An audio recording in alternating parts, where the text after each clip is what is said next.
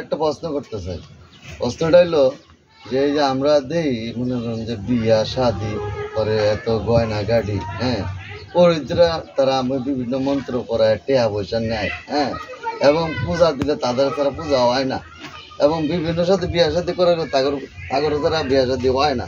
আসলে এটা কতটুকু মানে তারা তারা তারা যে মানে যেটা মন্ত্র পড়ায়া দেয় বা তারা যে একটা ধর্মের কাজ করে তারা তাদের মধ্যে কি আমরা তারা কি আপনারা কি জান্নাতে যাবেন বা স্বর্গে যাবেন গা, এটা কি আসলে ঠিক কিনা? আসলে আপনি একটা গুরুত্বপূর্ণ কথা বলছেন। এই কথা আসলে এত সচরাচর কেউ বলে না, আর এটা আমাদের সনাতন ধর্মে যারা আছে অধিকাংশ লোকেই জানে না। কারণ হচ্ছে তারা ছোট থেকে মনে করে যে এটাই তারা প্রকৃতপক্ষে এটাই ধর্ম।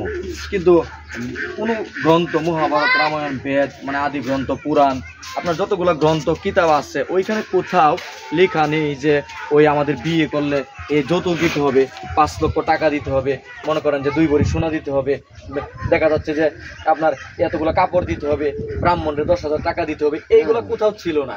এখন এই বর্তমান যুগে আইসে আমরা এই অল্প কিছুদিন ধরে দেখছি এটা বিশাল একটা আকার ধারণ করছে। এটা কিছু পুরোহিত শ্রেণী, আমাদের ব্রাহ্মণ শ্রেণী যারা আছেন, যজমানি, তারা দেখা যাচ্ছে যে ওই যে বিয়ে করাইতে গিয়ে তাদেরকে এত টাকা দিতে হবে, একটা লোক মারা গেলে তাদের গরু দিতে হবে, এই আপনার তুই এত পরিমাণ চাল দিতে হবে, এত পরিমাণ ডাল দিতে হবে, এত টাকা দিতে হবে, সোনার আংটি দিতে হবে, অনেক ধরনের ফতুয়া তারা সৃষ্টি করিয়া এমন মনে করেন যে এটা একটা মানে সেন্টিগ্রেড করে রাখছে মানুষকে। আর কেউ মেয়ে নিয়ে এখন মানুষ পড়ছে বিপাকে আমাদের সনাতন ধর্মের লোকেরা। কারণ যার মোটামুটি একটু অসুন্দর মেয়ে, তারা বিয়ে দিতে গেলে দেখা যায় 2-5 লাখ টাকা খরচ করে বিয়ে দেওয়া তাদের পক্ষে সম্ভব না, মানে খুবই কষ্টকর। এখন আমার কথা হচ্ছে তারা যে গুলাই যে এইটা যে চালাইতেছে এটা হচ্ছে একটা প্রথা। এটা প্রকৃত পক্ষে এটা কোনো ধর্মের, এটা কোনো ধর্মের নির্দেশনাই নাই, এটা তাদের মন গড়া নিজস্ব তৈরিকৃত আইন চালাই দিছে মানুষের উপর। এটা একটা মানে প্রভাব এখন তারা ফালছে। আমার কথা হচ্ছে এই পরিস্থিতিতে আমরা যারা সনাতন ধর্মে আমরা যারা আছি তাদের করণীয় হচ্ছে এইটাই যে এই যৌতুক যে বিষয়টা এটা টোটালি বাদ দিয়ে দিতে হবে।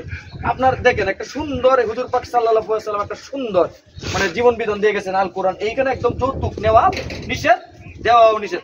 আমাদের সনাতনে কিন্তু এরকম অনেক অনেক অজস্র গ্রন্থের মাঝখানে আছে, কিন্তু তারা মানতেছে না, অনেকগুলো স্টপ করে দিচ্ছে, না মানতেছে কোনো সনাতনের ধর্মের আইন, না মানতেছে তাদের কোনো সনাতনের কোনো আচার।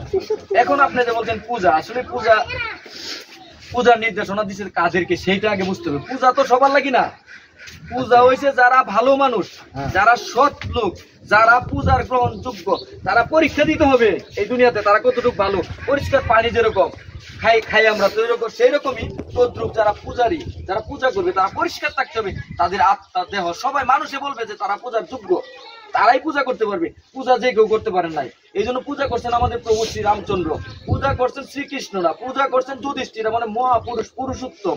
তাদের মতন তারা যে আইন দুনিয়াতে প্রতিষ্ঠা করে গেছে, ওই আইনে যারা থাকবে, ওই আইন মোতাবেক যারা চলবে, ওই আইন মোতাবেক যারা সমাজ, রাষ্ট্র, পরিবার পরিচালনা করবে, ওই রকম সহি শুদ্ধ সালামতে যারা থাকবে তাদের জন্যই পূজা। পূজা সবার জন্য নয়। এখন তো মুসারেও পূজা করতেছে, এখন মেথরেও পূজা করতেছে, এখন চুরেও পূজা করতেছে, বাটপারেও পূজা করতেছে, চিটারেও পূজা করতেছে, সুদ করেও পূজা করতেছে, জিনা করেও পূজা করতেছে। মানে যত অন্যায়কারী এখন বেশিরভাগ 100 থেকে 99% অন্যায়কারীরা পূজার সাথে লিপ্ত হয়েছে। মনে করতেছে তারা ষষ্ঠটাকে কিনে নেবে। ষষ্ঠটাকে যদি টাকা দেয় কিনা যাইতো, তাহলে ওনারা হয়তো জানেন কিনা জানি না, যুধিষ্ঠির আমলে, মানে যুধিষ্ঠির যখন রাজা ছিলেন তখন তার মানে তার ছোট ভাই, তার জ্যাঠতো ভাই আপনার দুর্যোধন, তারাও চক্রবর্তী সম্রাট ছিলেন। সমস্ত ভারতবর্ষ দুর্যোধনের হাতে ছিল। সে টাকা দিয়ে ঈশ্বরকে কিনতে পারতো, কিন্তু কই পারে নাই। টাকা দিয়ে ঈশ্বরকে কেনা যায় না, টাকা দিয়ে অনেক কিছু হয় না।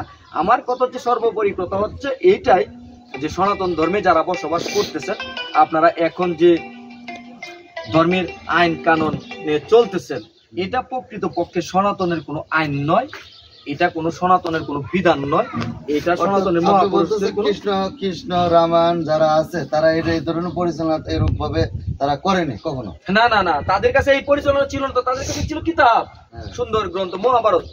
শ্রীকৃষ্ণ এসে মহাভারত পরিচালনা করছেন, রামচন্দ্র এসে রামায়ণ, ওনাদের নামে রামায়ণ পরিচালনা হয়েছেন, রামায়ণ নামকরণ করা হয়েছেন। প্রত্যেকের নামে এরকম, যেমন হুজুর পাক সাল্লাল্লাহু আলাইহি ওয়াসাল্লাম আইসা আপনার কিতাব নাজিল হয়েছেন, ওনার নামে আল কোরআন।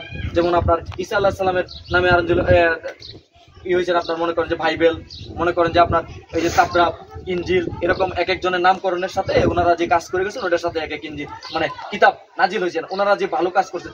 এখন আমার কথা হচ্ছে এই ব্রাহ্মণ পুরোহিত শ্রেণীরা তারা এরকম কি কাজ করতেছেন যে মানুষের শান্তি আসতে করি?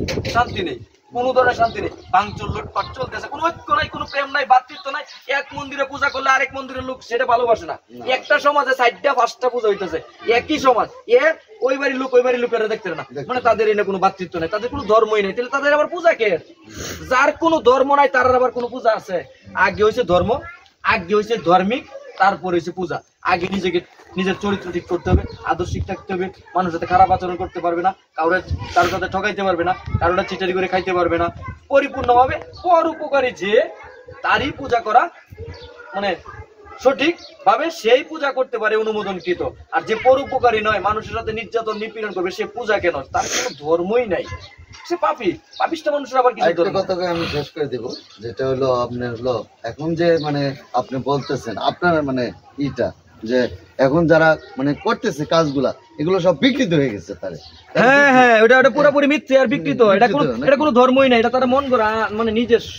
তাহলে আপনি বলতেছেন এটা বিকৃত, এটা সম্পূর্ণ ভাওতা, একদম সম্পূর্ণ ধোঁকাবাজি। আর এটা টোটালি ভাওতাবাজি, ধান্দাবাজি। এটা আমাদের সনাতন বিকৃত করে এটা ধান্দাবাজি করতেছে কিছু মোল্লা পুরোহিত শ্রেণী, যেরকম আপনাদের মোল্লা শ্রেণীর লোকেরা আছে ধর্ম ব্যবসায়ী, আর আমাদের সনাতনের আছে অধিকাংশ পুরোহিত শ্রেণী, মানে ধান্দাবাজি, তাদের ধান্দা ইয়ে। আর কিছু কিছু বাবা মারা মনে করেন যে সন্তান, ছেলে সন্তান জন্ম দিয়ে তারা গর্ববোধ করতেছে, তারা টাকা নিবে, ট্যাক্স নিতেছে, আরে নরকে যাবে, ওরা নরকগামী, 100% নরকের দিকে ওরা যাইতেছে। ওই টাকা ওই ইনকাম নিয়ে কোনো লাভ হয় না। সন্তান কি ব্যবসা করার জন্য? স্রষ্টা কি সন্তান দিতেছে ব্যবসা করার জন্য? অনেকেই আমি দেখি যে তারা সন্তানহীন, তারা কান্দে সর্বক্ষণ ঈশ্বরের কাছে যে হে ঈশ্বর আমার একটা সন্তান দিতা, একটা ছেলে দিতা। ওইটা স্রষ্টা দান করছে স্রষ্টার কাজ করার জন্য, আর তারা নিজেদের স্বার্থ আদায় করার জন্য আজকে বিয়ে করাইয়া এই কাজ করে ওই কাজ করে টাকা টাকা টাকা, মানে এগুলো পুরাপুরি ভাওতাবাজি, ধান্দাবাজি চলছে। আমার সর্বোপরি কথা হচ্ছে আপনারা যদি স্রষ্টাকে পাইতে চান, পূজা প্রার্থনা করতে চান, তাহলে অবশ্যই গ্রন্থে উঠতে হবে, গ্রন্থে আসতে হবে, হয়তো মহাভারতে আসতে হবে, রামায়ণে আসতে হবে, ভাগবতে আসতে হবে, না হলে আপনারা কোথাও কিছু পাবেন না। তো যখন আপনারা গ্রন্থ মানতে পারবেন তখনই আপনারা স্রষ্টাকে পাবেন। আর গ্রন্থ যখনই মাইনে আপনারা অনুসরণ করবেন তখন তৌহিদকে পাবেন। কারণ এই তৌহিদই হচ্ছে সকল ধর্মের মূল। ইসলামিক ভাবে তৌহিদ, আমাদের সনাতন ধর্মে হচ্ছে ঐক্য, শৃঙ্খলা, এই একতাবদ্ধ। যা রামচন্দ্র তারা 4 ভাই ঐক্য ছিল, যুধিষ্ঠিরা 5 ভাই ঐক্যবদ্ধ ছিল।